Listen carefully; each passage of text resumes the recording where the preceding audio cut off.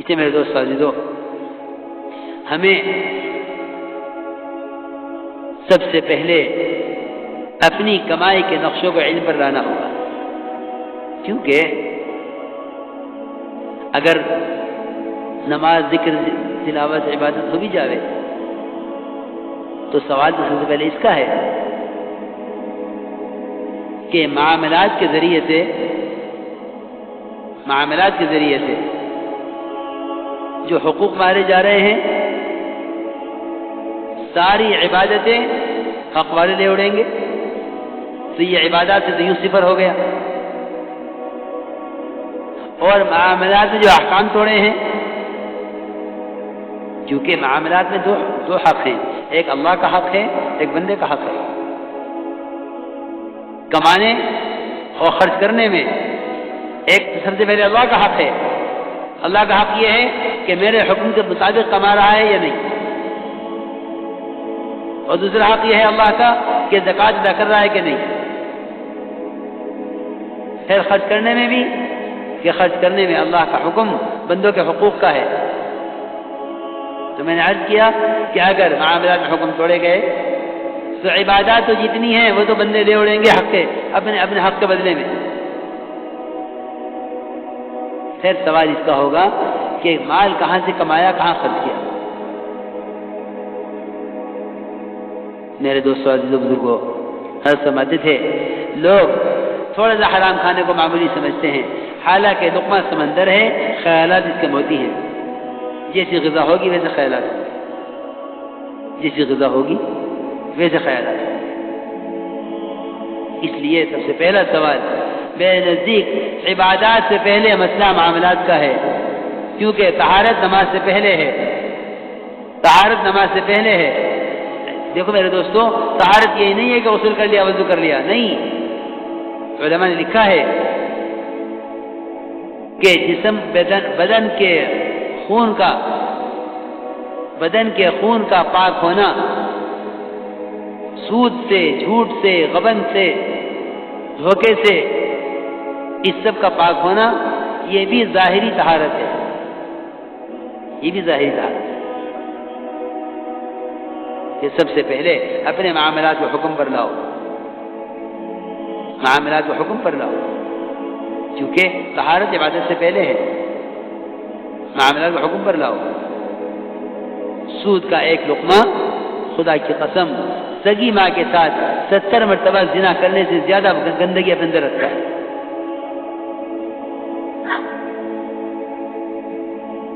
اور کیا کہتے ہیں کہ نہیں یہ وہ حرام نہیں ہے، یہ وہ حرام ہے، یہ وہ حرام نہیں ہے، یہ دوسرا، یہ حرام کی وہ شکل نہیں ہے۔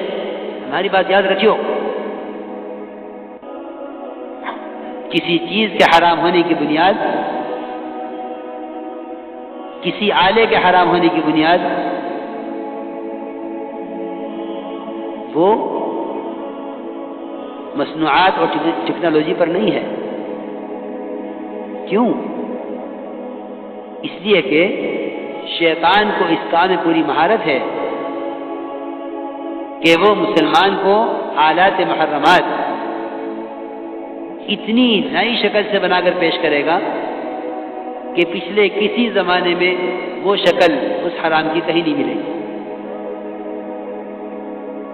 لوگ کہیں گے کہ نہیں وہ حرام تھا، یہ حلال ہے، حالانکہ دونوں کا خدا کی قسم مقصد ایک ہے۔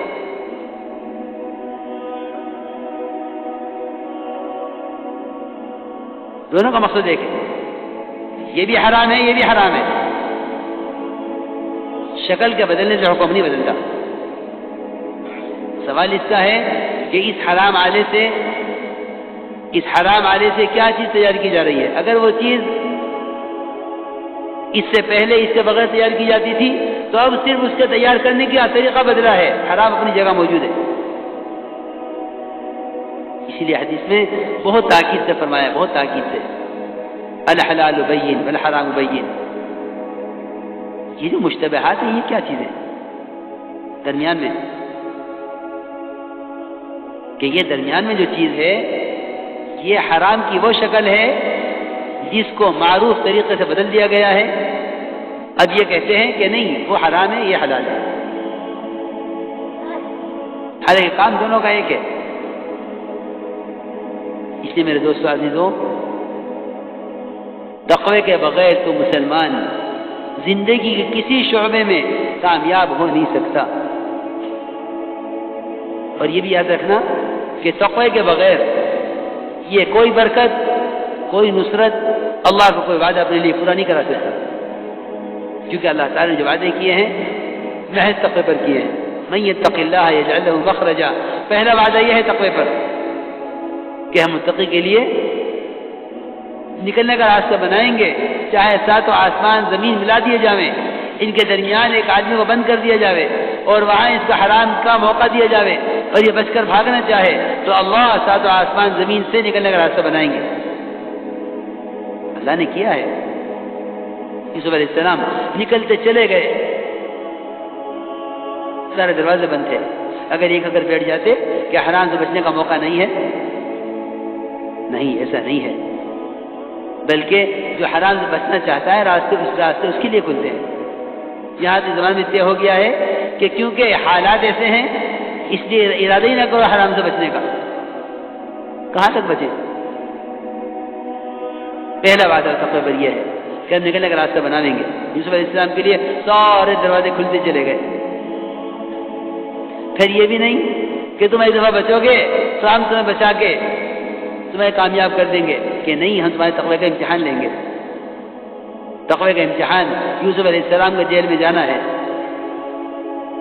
کہ دیکھیں وہاں جا کر ایسا تو نہیں کہ جیل سے تنگ آ کر واپس حرام کی طرف آئیں، کہ نہیں، میں اس حرام سے اپنے آپ کو بچاتا ہوں، چاہے جیل مل جائے، رب السجن احب الیہ، کہ جیل زیادہ پسند ہے مجھے اس حرام سے۔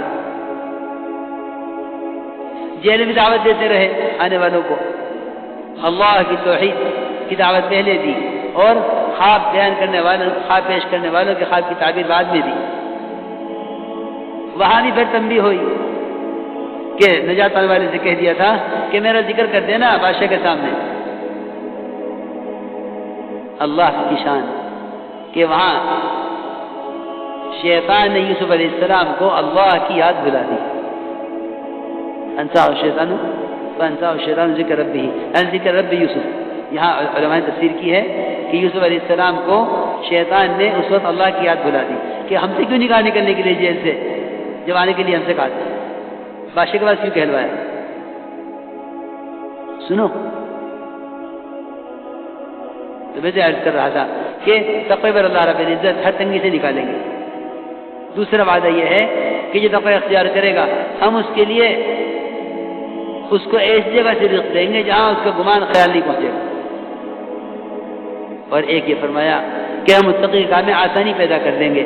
داؤد علیہ السلام کے لیے لوہے کو اس لیے نرم کیا گیا کہ انہوں نے بیت المال سے ذاتی خرچ لینا بند کر دیا، حالانکہ بادشاہ تھے، خلیفہ تھے،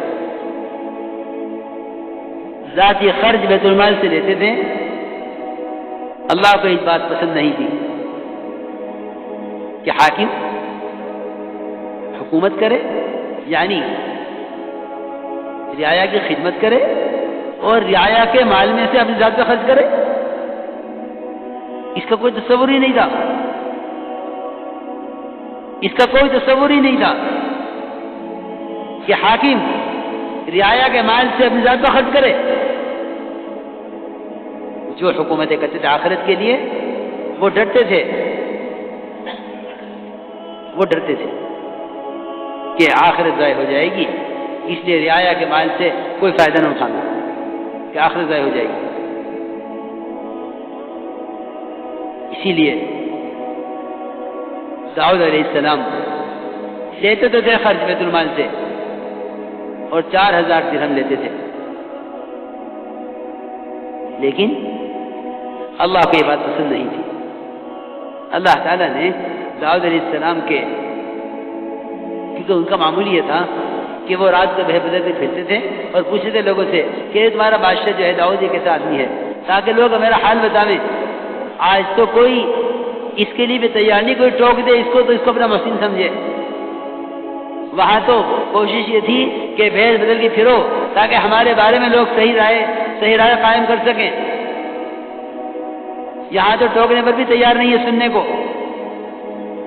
اور وہاں کے خلفائے راشدین کا اور انبیاء علیہ السلام کا مزاج یہ تھا کہ وہ اپنے اوپر ٹوکنے والے اپنے ٹوکنے والوں کو اپنا محسن سمجھتے تھے، اپنا محسن سمجھتے تھے کہ ہمیں ٹوک دیا۔ معاویہ رضی اللہ تعالیٰ عنہ 5 جمعے کہتے رہے مال ہمارا ہے، ایک بڑی میں نے ٹوک دیا، فرمایا بڑی میاں کہ اللہ تمہیں جزائے خیر دے، تم نے مجھے زندگی بخش دی ورنہ میں تو مر رہا تھا، کیا میرے اندر کوئی خیر نہیں ہے کیونکہ مجھے ٹوکا جانا ختم ہو گیا۔ وہاں داؤد علیہ السلام بیل بدل کے رات میں پوچھتے لوگوں سے داؤد کیسا آدمی ہے، لوگ کہتے بڑا اچھا آدمی ہے، بڑا نیک آدمی ہے۔ ایک اللہ نے فرشتے کو کھڑا کر دیا راستے میں، اس سے بھی پوچھا فرشتے سے انسان سمجھ کے کہ بھائی تو بتاؤ یہ داؤد کیسا آدمی ہے؟ میں نے کہا ہاں آدمی تو بہت اچھا ہے مگر ایک کمی ہے ان کے اندر، کہ کمی یہ ہے کہ یہ بیت المال سے اپنا ذاتی خرچ نکالتے ہیں، خود کما کے نہیں خرچ کرتے اپنی ذات پر۔ اسی وقت یہ کر لیا کہ بیت المال سے خرچ نہیں لینا، ایسے ہوتے تھے حاکم۔ چنانچہ وہاں تو طے کر لیا کہ بیت المال سے نہیں لینا، اب کیا کرے؟ تو اللہ تعالیٰ نے کام دیا کرنے کے لیے، اور سب سے مشکل کام کہ جنگ میں پہننے والی زرہ بناؤ، جنگی زرہ تیار کرو، ایک کڑی زرہ برابر کی بناؤ اور زرہ کھلی بناؤ، اور سہولت کیا کی؟ من یتق اللہ یجعل له من امرہ یسرا، کہ لوہے کو ان کے لیے گوندھے ہوئے آٹے کی طرح نرم کر دیا، جب تک ایک کڑی تیار نہیں ہو جاتی وہ نرم رہتی، بالکل آٹے کی طرح، گوندھے ہوئے آٹے کی طرح۔ ایک وعدہ یہ ہے کہ ہم تقوی اختیار کرنے والے کی پچھلی ساری معاف کر دیں گے اور اگلی زندگی میں اس کے عمل کے اجر کو بڑھا دیں گے۔ من یتق اللہ یکفر عن سیئاتہ ویعظم له اجرا۔ تو میں عرض کر رہا تھا میرے دوستو عزیزوں کہ سب سے پہلے تقوی لاؤ کمائیوں میں، کیونکہ زنا کرنے والا، چوری کرنے والا، جھوٹ بولنے والا، شراب پینے والا، کسی کو اللہ نے نہیں فرمایا کہ یہ اللہ کے رسول سے جنگ کرنے والا ہے سوائے سود کھانے والے کے۔ یہ فرمایا کہ اگر سود سے باز نہیں آتے تو یہ اللہ کے رسول سے اعلان جنگ کیے ہوئے ہیں۔ اس لیے میرے دوستو عزیزوں معاملات کو حکم پر لاؤ، پھر دیکھو برکتیں کہ معاملات کو حکم پر لاؤ۔ اگر معاملات حکم پر آ گئے تو گویا عبادات میں کمال پیدا ہو گیا، اور عبادات میں کمال تو اخلاق اور معاشرے میں سب چیزوں میں کمال پیدا کر دے گا، کہ عبادات تو تمام چیزوں میں کمال پیدا کرنے کے لیے۔ اس لیے ہمیں دعوت کے ذریعے اپنی پوری زندگی کو بدلنا ہے، دعوت کے ذریعے پوری زندگی کو بدلنا ہے۔ جو کچھ سناتے ہیں اللہ